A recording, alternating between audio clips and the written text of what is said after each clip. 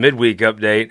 We are coming to you live from downtown Jefferson City, and I am joined by a rising star in the Missouri Republican Party, Representative Chad Perkins, representative from the great Northeast. Well, first of all, that's high praise. I don't know that it's credited, but I will take it. Absolutely. And the Northeast is a great part of the state. It's historic. We're home of Harry Truman. We're the home of Mark Twain. Champ Clark, and his house is just 3 blocks from mine, right? And, is it? So you have Louisiana in your district? I do. Isn't Louisiana one of the coolest towns? Gorgeous. Hometown of Ellie Glenn. Ellie Glenn, of course, the Stark family. Jason Rosenbaum, is he a Louisiana guy? No, but he does love visiting Louisiana. Okay, good, yeah. good. I think he's a St. Louis native, but he spends a lot of time up our way. Nice. So you've had a busy summer and fall. You're running for House leadership. That's right, and it seems every day I'm kind of doing something. Right after I'm done here, I'm headed to lunch with some folks, and the House is so cool. A leadership race is about, in my opinion, it's about making relationships with people. Yep. And putting some miles on that vehicle. You got to put. There's a lot of window time, but so break it hard down work here. pays off. What are you running for? First of all, tell folks. Speaker Pro Tem. All right, now what does that do? Well, Speaker Pro Tem is a job to, truthfully, largely of what you make it, right? Yeah. Now, with that being said, I guess the only real constitutional authority you have is if something should happen to the Speaker, right? But in reality, if you're doing the job well, you're looking out for the caucus. You're an office that helps other members be successful. You're the office that says, if we work together, we can achieve this, and what's the best way to do that? What's the pitfalls in this particular issue? How do you work with newer members to say, well, here's something maybe you would tweak with your particular piece of legislation because I've seen it before, and here's maybe how you can make it stronger. Here's how the process works, right? The thing about term limits are that learning curve is pretty steep. So, Chad, the minute somebody comes in the door, you got to learn how to draft your bill, to file your bill, how to get it into committee, how to get that committee chairman to have a vote on it, how to bring it to the floor, how to get it to the Senate, then how to work the governor's office to make sure it doesn't get vetoed. I mean, it's from the 1st of December to the end of June. It's pretty relentless. So you're a media guy. You had more experience messing with government and the public process than most people when you came here. There's nothing that prepares you for the General Assembly. That's right. Even it's good if you're a county elected official. It's good if you're an alderman. Really, the only thing I've ever seen that prepares you for the State House would be the St. Louis Board of Aldermen. And it's really changed now. It used to be 28 members. Now it's down to 14. It's even less like this. Really, there's nothing that you can do, even a staff person to a certain extent, nothing's going to prepare you. I almost think if you're a staff person and you run for the House and get elected, you're almost handicapped because everybody else is having to learn all this stuff, and you know it. You kind of come off know-it-all-ish. It is a very, if you're smart, it's intimidating. If you're dumb, I guess you just think you can come in here on day one and figure it out. But if you're an intelligent person, it's intimidating. Yeah, for the new members watching, and I know a lot of new members do watch, get yourself a good LA. I mean, someone that... don't get me wrong. I think intelligence is important. I think loyalty is probably even more important than that because I could teach someone how to refer a bill. I can't teach somebody how to not to stab me in the back, right? Yep. Get yourself someone who is loyal to you, who will work hard for you, who knows the in and outs of the building, and there's a few of those out there. So that's advice to folks like smartass Mark Morath, who gave me this the Salt in the Wound 1985 World Series cups. I've got to find a special place for these, and I'm working on that. But, Mark, by the time you get to Jeff City in January, I will have a place to display these that is worthy of the 1985 Kansas City Royals. I remember, that's been almost 40 years ago, and you and I were just kids, but I remember watching. That might have been the last time I cried was when I was 7 years old in 1985 in the World Series. It used to be, back in the day, there would be an argument that would break out at some point in Jeff City every night. It would be Torpy and Searpoy, and who else was Sylvie would come in. Holzman kind of, but mostly those three, talking about the Royals. Then it would be me, Schmidt, and McKenna on the other side. And these would be and Todd Richardson would always stick up for the Cardinals. But it would be just blood arguments. They would just go on and on and on. With that being said, this year's altogether different. I mean, you and I are Eastern Missouri guys. I mean, you cut me open, I bleed red, right? But I don't think the Cardinals are going to get there, right? Oh, the Royals have a shot. The Royals have a shot. Well, the Royals were I thought the Royals had I watch on those standings on ESPN, they'll tell you what your percentage shot is in making the playoffs. The Cardinals are obviously at 0 now. They've been eliminated for some time. The Royals were at like 92, and they went on they were like 1-8 in their last 9 games. I'm pulling for the Royals to make the playoffs. Yeah, absolutely. I'd like to see them make the playoffs. I don't think you should win the World Series until you apologize for '85, but I do want to see him do well. And I'll tell you what, I'd like to see him have a stadium. Yeah. Now downtown, I love baseball downtown. Boy, none of those sites look like there's enough property. But the Northland's got a great spot. And there's a lot of good things going on in the Northland. Yeah. The Northland of Kansas City is one of the most prime places in the state of Missouri right now. Except for having a smart aleck new state rep. It'd be the only downside to the – I'm just kidding. Mark, the opinions of Scott are just his and not necessarily mine. Not people running for House leadership. Although it is actually cool what he got me. I am very heartened. He gave me this Kansas City Star Special Edition, and you know what they don't in this entire special edition, the Star left out the MVP of the World Series. There's no mention of Don Dinkinger. I mean, none. And I mean, was he the MVP? Of course. I assumed it was George Brett. No, Dinkinger had a lot more to do with the Royals' victory than George Brett. Right. So let's talk politics here. My gut tells me, as it stands right now, the House has a hard road to hoe. I think if you could keep that loss to 5 or under, you're doing good. And it's totally tied to abortion. I mean, it's just I think there are, and I think it's more, I mean, look, if we're talking about anger about anything, people in St. Louis are more angry than people in Kansas City, right? That's the two places this matters. In Columbia, I don't know that you were going to pick up seats there anyway. No, we were going to. No, I don't think. I think we hold that rural Boone County seat with John Martin, who's going to do a great job. Tell me, I've heard great things about him. Well, I've heard great things about him from you. Tell me about that guy. He's a good dude. He's had business. He's had a business in rural Boone County for 25, 30 years, hydrojetting and pumping. I mean, blue collar working guy, right? When I said it, I was thinking of that thing Kenny Powers had when he was on the lake. He would like the hydro thing, push him up in the air. But I assume that's not what John Martin has. This always goes back to baseball somehow. Yeah, always, yes. Yeah. That's accurate. But John's going to be great there in rural Boone County. In fact, I'm having lunch with him here in just a little bit. And frankly, I don't think we're ever going to pick up a Columbia seat. It's just not going to happen, right? Well, but in a presidential year. Rural Boone County with, Ashland and Hallsville and that, I mean, that's as conservative as it gets. And it's a good candidate, right? Yeah. I've heard he's like a solid candidate. Yeah, like absolutely. they got a guy that, look, you're not going to beat Stephen Weber this time, but maybe 8 years from now, if the guy makes his inroads and does well and maybe gets good tailwind, it's a guy that'd be a credible Senate candidate when Weber's term. I think that's exactly right. Then, Kansas City is a western town. That's right. They just don't get as mad about things. That's right. St. Louis is an eastern town, and they get mad at the drop of a hat. And I think in those St. Louis suburbs, you've got some women ticked off about abortion. Yeah, it's weird. You go to St. Louis, and it feels like, I mean, there are some similarities to Philadelphia and Boston. Yeah. You go to Kansas City, and it feels more like Fort Worth. Yeah. It just Denver, it just does. Albuquerque. Absolutely. Yeah. With that being said, even inner city Kansas City isn't as blue as inner city St. Louis, is it? And I think the potential to hold some good seats in Kansas City are there. Well, I think the abortion issue is cutting Republicans different in St. Louis than it is Kansas City. I think it's cutting them deeper. Let's just call a spade here. It is the Republicans are, for the first time in my professional lifetime, on the wrong side of the public on abortion. Now, how far? We'll see, right? Who knows? But I do think it's interesting to see how that's going to shake out. And in St. Louis, you have a headwind. You're going to have to hold some of your seats that you currently have. You're going to have to work and overspend and overperform. Yeah, and we are going to spend. I mean, there's no doubt about that. All of us raise money. The 111 or so of us members at the moment in the Republican Party raise money and then spend it in 6 or 8 or 10 different locations, right? So I mean, you flirt with another 6 or 8, but you really spend it about a dozen races at the most. That's exactly right. That's exactly right. And I think we've got good candidates. They are out there working incredibly hard. And I'm more optimistic than you are, right? I think maybe we lose 1 or 2 of those, but I think it's also possible we pick up 1 or 2. I think Springfield, you have a pickup opportunity. Stephanie Hines a good candidate, but you've got a really good recruit down there in Jim Robinette. He's a solid guy. Look at that guy. I mean, he taught at West Point. Yeah. I mean, successful military career, taught at West Point.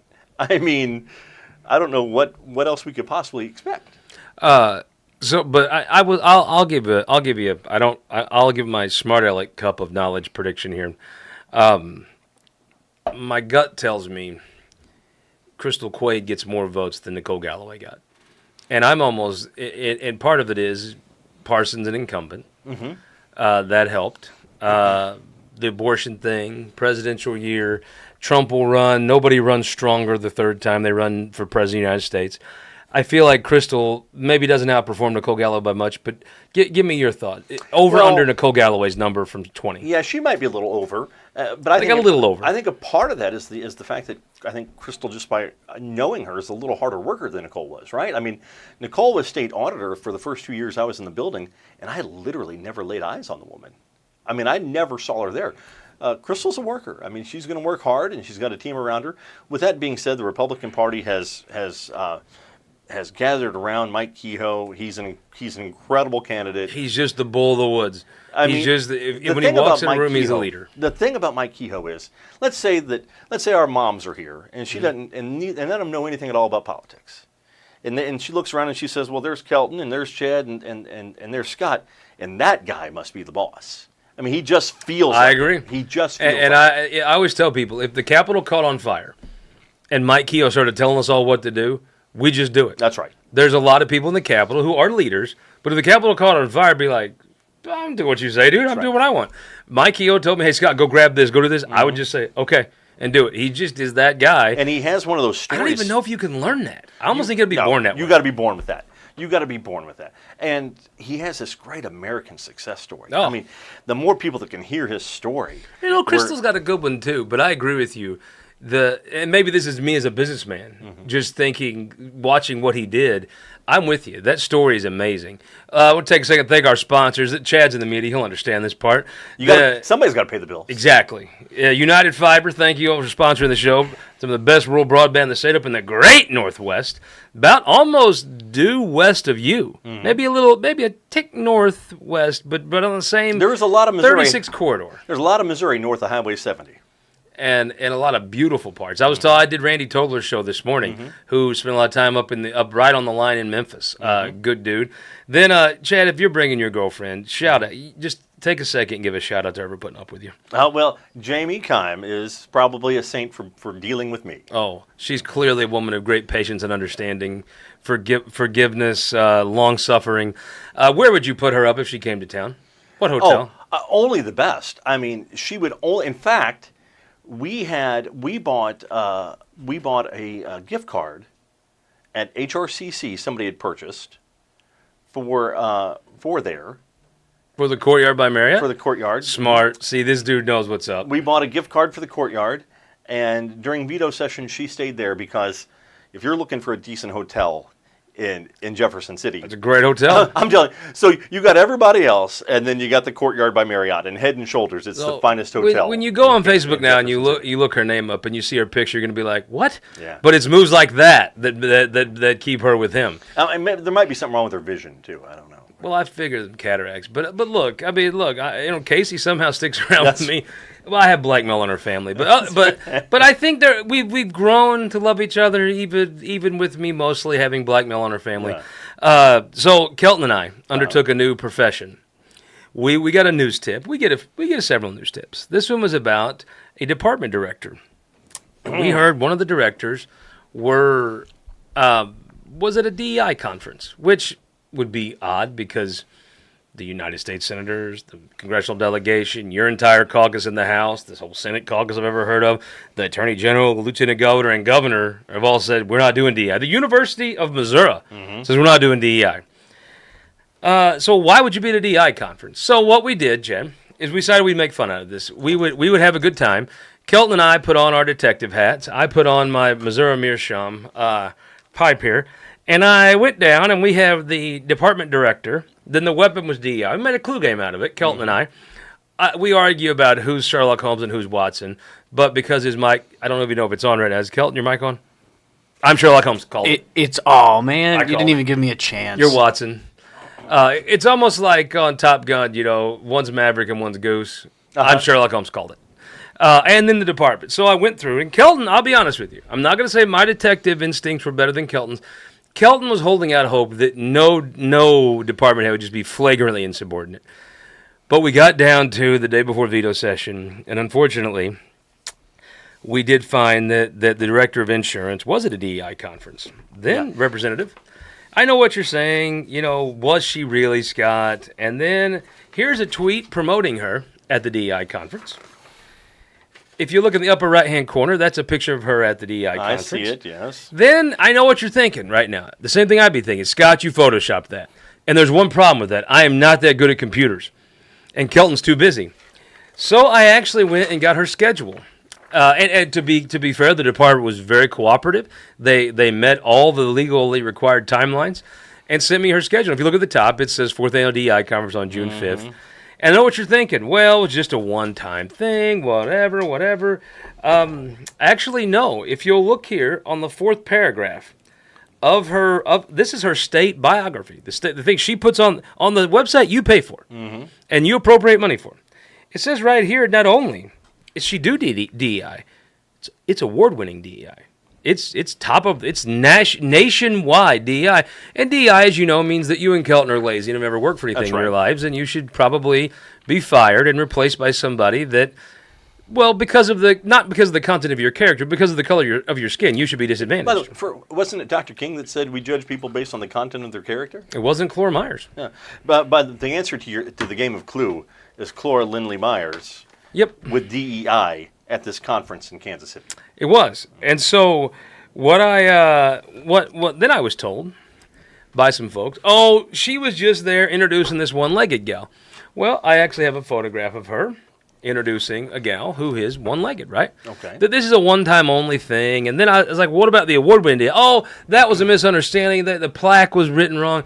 And I'm like, okay, that smells like bullshit, but okay. But did she not approve her biography on the state page? These are all wonderful questions. Yeah, so I actually then was provided some testimony before the Subcommittee on Diversity and Inclusion in the United States House Committee on Financial Services. Now, this is the testimony from the United States Congress website provided by Director Clore Lindley Myers of the Missouri. You represent the state of Missouri, right? That's right. Okay. Department of Commerce and Insurance. So she was there on your behalf and Kelton's behalf. Getting on the taxpayer dime. I doubt it was vacation day. Yeah. And so, oddly enough, what's funny is, you know who the ranking member, I guess she lost a bet or something, was? It happened to be Ann Wagner. She didn't think that through, did she? I think, if you want the truth, I honestly think there's such a climate of arrogance there. They just don't give a damn what you think. They don't give a damn what they go. We're going to find out. But I just think they think you can do your little politician thing. You can do your little getting elected. Mm-hmm. They're above you. You're just a pissant peon. She's from the East Coast. She's far more intelligent than me. Superior. Very elitist. Mm-hmm. She basically says that she has been working on researching the level of diversity and inclusion within the insurance sector and developing recommended action steps for insurance regulators and companies that reflect a broad consensus. Now, help me out here. Premiums in rural Missouri are skyrocketing. They haven't gone down. They have gone up. And I got an email the other day from my provider that says it's still going up. You know. Now, let me ask you a question. But we both love Louisiana, right? Oh, love it. Let's say there's an old boy now. In about 30 minutes, he's going to take off. He's going to get him a sandwich, sit by the river. He's been working all morning. It's been a chilly morning, but it's going to get warm before the day's over. He's out swinging a hammer, framing up a house today. Now, let me just ask you, your constituent, that maybe he sees you on Facebook or something, says, while I eat my sandwich here and watch the river, I'll listen to Chad talk to this hillbilly from southeast Missouri. Do you think that old boy's thinking, man, I've worked hard today. I got to pay taxes. I really hope that I can have more DEI with my tax dollars so my insurance rates can go up, my taxes can go up. Do you think that's what that old boy's sitting there watching the river thinking? No, I don't think it crosses his mind. And I think if it does, he's like, why don't you work on the premiums, not on the left-wing Marxist bullshit? Right. So I guess my question to you, Representative, is in light of the fact that her sworn testimony, this is what she works on. Remember Jose Canseco and all them? Sammy Sosa got in trouble for lying to Congress. She swore an oath before and testified under oath before this committee. This is what she spends her time on. But then she told you she didn't. Well, so who's she lying to? there was some staff folks that was assuring me this was isolated, and I'm like, boy, it feels like bullshit. Well, Congresswoman Wagner would disagree with them because she was sitting there watching.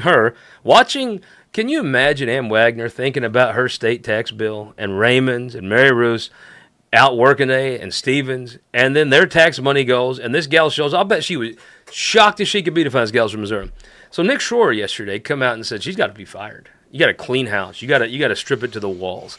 So I guess my question to you is, what would you tell that old boy eating lunch today? Do you agree with Senator Schroer? Well, and Senator Coleman, Senator Searpoint, Senator Carter, Senator Trent, Senator Crawford? My constituents would all say the same thing. This is ridiculous. This is not how you use taxpayer money. But would they quote Donald Trump and say, "You're fired"? Well, here's what they'd want to know. They'd want to know more. They'd want to know. She works for somebody, right? She's appointed by the governor. I think they'd want to know how high up did this go. I mean, I've always supported Governor Parsons. Hey, somebody attacked me and they go, "Oh, I thought you supported Governor Parsons." I said, I absolutely do. I have no problem. I'm not going to be like some post-dispatch and say, "I don't have any opinions. I just happen to be a socialist." But look, I think Mike Parsons is one of the greatest governor states ever had. I'm a Mike Parson fan. I actually think I'm on the side of Mike Parson here because I have heard Mike Parson say, we don't need this kind of left-wing crap. The people that are against Mike Parson are the ones defending her. Right. I've heard the governor say that same thing. So I would like to know, is she doing this rogue on her own? Or did she get direction from the governor's office to do these things? Because if she got direction from the governor's office, there's a bigger problem. She's not the only one that needs to go, right? So I think we need to look into this a little deeper and see who directed her to go to this conference in June when she should be here working. What's she doing out in Washington, D.C.? She needs to be in Washington, Missouri. She needs to be in Washington, Missouri. She needs to be in Cameron and Poplar Bluff, and she needs. I heard she went to Tokyo, and my first thing was, well, hell, she needs to be in Tokyo, not Tokyo. That's exactly right. Ain't got no business to run around. I mean, who's allowing her to do this though? Has the governor been aware of her positions on these things? Has he been aware of how she's been working this? Is he aware of all these travels she's doing? If he is, or if his staff is, he needs to have a conversation with the staff.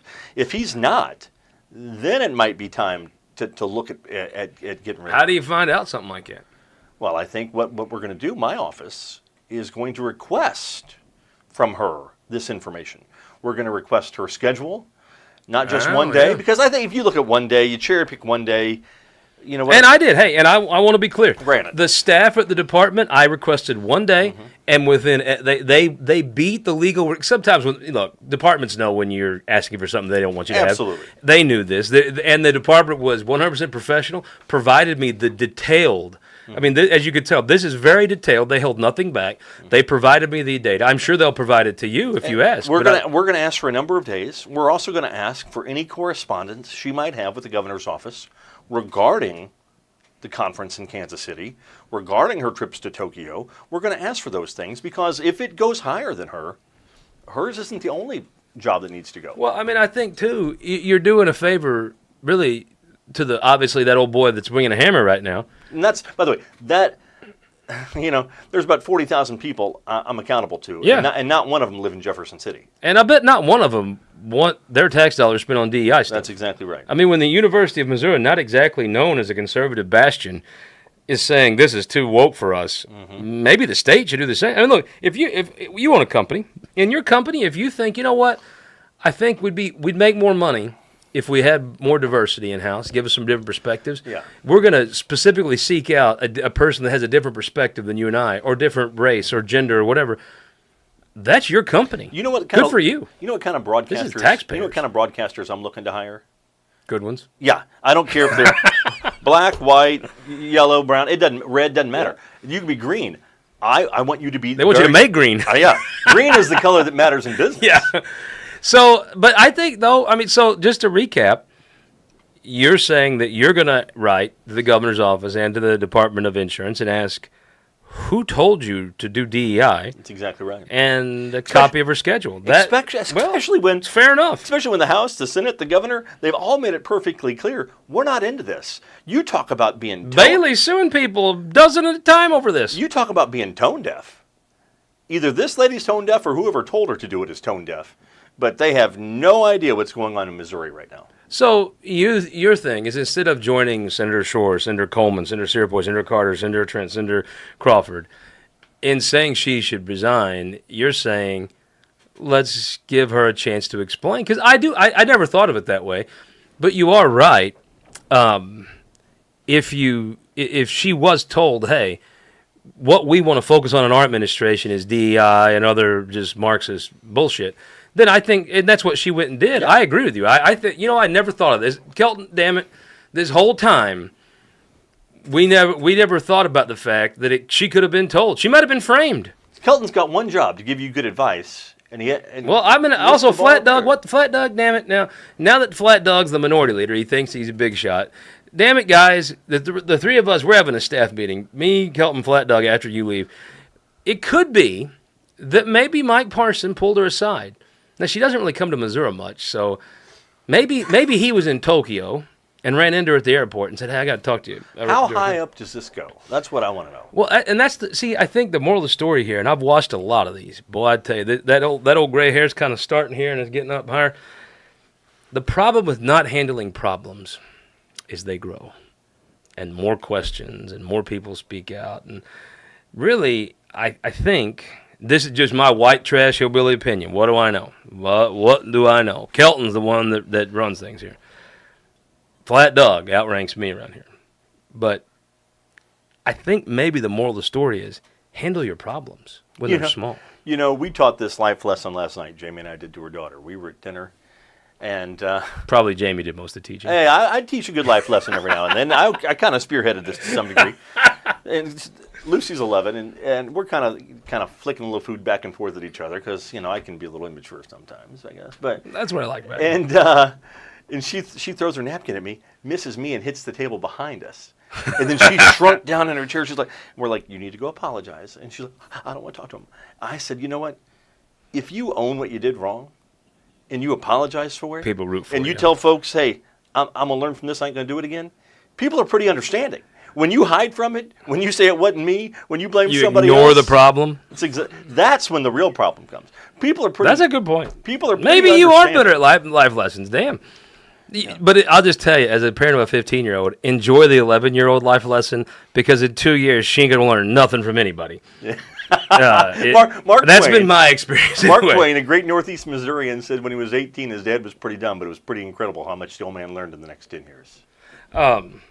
It is an amazing thing. So you're going to go ask the governor's office, ask the director, who put you on to DEI? Who told you to do this? And where has she been? Mm-hmm.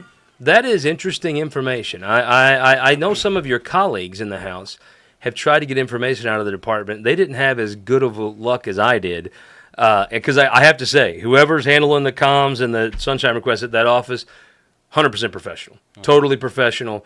Sent me the information that they probably didn't want to send early. I gotta say, a lot of times we bang on bureaucrats, but whoever was working on this at the department did a great job, and was, as you can tell, held nothing back, very transparent. I'm sure they'll be the same with you. Is there a way we could get, a sunshine request 3 days? If you ask for a long thing, they might, could we ask you to come back maybe? I'll be glad sometime before. Be glad to. I don't think what we're asking for is even zoom in. Kelton's got a whole technology thing. You can zoom in from. Oh, I don't do that. I don't do that. I'm like you, man. I got a little hillbilly in me too. Yeah, I don't trust that Zoom stuff, but Kelton says I don't do Zoom, Kelton. Would you come back and just tell us what you figured out? I'll be glad to update you. And not only am I glad to, I think I have some responsibility to update Missourians on what's going on here. Because there's a lot of other folks. The number of senators that have made it clear they will not confirm her to run that department again, privately and publicly, is now, counting Senator Shore yesterday, is now over 16. That is the bulk of the Republican caucus. Can I say? Imagine a 16-member fundraiser or filibuster. Let me speak to something that's just, to me, it seems pretty obvious. There are over 6 million people in Missouri. You got to go to the East Coast to find someone to run this department? There's not someone qualified. Greitens did this. He picked these foreigners. It was ridiculous. There's not someone qualified in this over 6 million people in the state of Missouri to run the Department of Commerce and Insurance? I think there absolutely would be. There'd also be a person that would care about our values and would care about Tarkio more than Tokyo, Right. that would actually live here in Missouri, unlike this director who lives in Georgia. Right. I actually think you'd find someone that would love this job. Yeah. I bet you if that job, hypothetically speaking, right, hypothetically, if the governor would decide to fix this problem this afternoon, I'll bet you he'd have 5 resumes before supper. Of well-qualified people living right in the state of Missouri. I want to challenge my Senate friends to say, next year when we're approving people for jobs, let's put a premium on people who live in the state of Missouri. And if you're going to come in from out of state, live here. Yeah. Move here, bring your family here. And if you don't want to, stay out in Georgia. Stay out in Indiana, Connecticut. Great places. If you, for the kind of folks who like that sort of thing, that's the kind of thing those sort of people like. But if you're going to be here, I think you keep from having problems like this. I think that's right. If you make the people move here. Rich Callahan, a dear buddy of mine, used to be the prosecutor, circuit judge, and U.S. attorney. If you were going to work for the prosecutor's office, you had to live in Jeff City, Cole County. Makes sense to me. You had to live around the people that you're going to serve. I think that is a lesson everybody could use. And look, here's the thing. Let's say nothing. Let's say the governor's office decides, I just am not going to do anything about this problem. Just not going to do it. Which is his prerogative. He's the governor. I think what maybe you'll find will either exonerate this woman, or it'll give a great amount of information for Mike Kehoe on the real systemic root problems that exist in the Department of Insurance. If she's not to blame, we need to know she's not to blame. She definitely deserves to be vindicated. If she's taking orders from somebody, I'd like to know who it is. Hey, Kelton, why don't we do this? Could you reach out, and I'll send you, I've got the email somewhere, and why don't we invite the director on the show? I'll put it at the top of my list today. No, I mean, seriously, let's invite her on. She may just come on and just say, hey, Mike Parson told me DEI is what we DEI going to do, and I got after it because that's what I was told to do. I DEI don't think so. Well, but I didn't think of it from, I guess, see, that's a problem with rookie detectives. So you've been a cop, too. You understand that Kelton and I, we had a suspect in mind, and maybe we were like the OJ people. We were too focused. You don't want to get blinders on me. And I think maybe we did. You're right. But luckily, this is where an experienced cop comes in. By the way, Sunday on the show, Missouri Sheriff Dave Marshak will be our guest. It's going to be great. But I do think you're right. There is there's a piece of this that I think we could put together and do two things. Either exonerate her and say that she was not there on her own volition. She was there because she was ordered to be there. Or it's you're giving Mike Kehoe a good framework for how many problems there are in that department, how many people beneath her should go. Because if I had to guess, you probably have her, John Rehagen, and then the rest of they would just follow. Look, if Mike Kehoe comes in and says, after he puts his hand on the Bible, he turns around, his first cabinet, he says, look, what we're going to do in this state, we need more DEI. We got to have more DEI. I've read some of this Marxist theory. I've been following AOC's Twitter, and this is what we're going to do in the state is more of this. Corey Bush is actually going to be my chief of staff. Come on in. If that's what he says, then okay. Then you can't blame the staff. You blame him. That's right. And the legislature, I assume, will hold him at a strict account to that. The buck's got to stop somewhere. We are from Missouri. Mm-hmm. Representative, I hope that you'll come back and tell us what you find. Always a pleasure. Be glad to. Kelton, what do we got? We got Kelton runs an illegal sports book. They're on a bye this week. Yeah, but you know who's not on a bye? Is your Kansas City Chiefs. My Kansas City Chiefs? Yes. So, Chad, Mizzou's on a bye. Mm-hmm. Then I think they play A&M, then UMass. Yes, and then Auburn after that. Do you think it was fair they dropped to 11? I thought 11 was... Yeah, it's a little steep. He said 9. I would have thought okay, maybe even 10. I thought 11 was a little much. That's right. And I still think we're a top 10 school. See, I'm going to make a prediction here. I'm going to bring Truman in. I actually think the Vanderbilt and the Boston College wins are going to look better at the end of the year than they look now. Mm-hmm. I think those are two good teams. That's right. But what we got, we have Chiefs coming in -8.5. That's a big line for the NFL. Where are you at? The Chiefs have gotten out to a good start. I know that some of those went right down to the wire a little closer than we expected them to. How about Harrison Butker? I mean, yeah. I saw a thing the other day that said his merchandise is selling higher than Patrick Mahomes and Travis Kelce right now. See, here's the thing. I think I'm just a bad person for multiple reasons.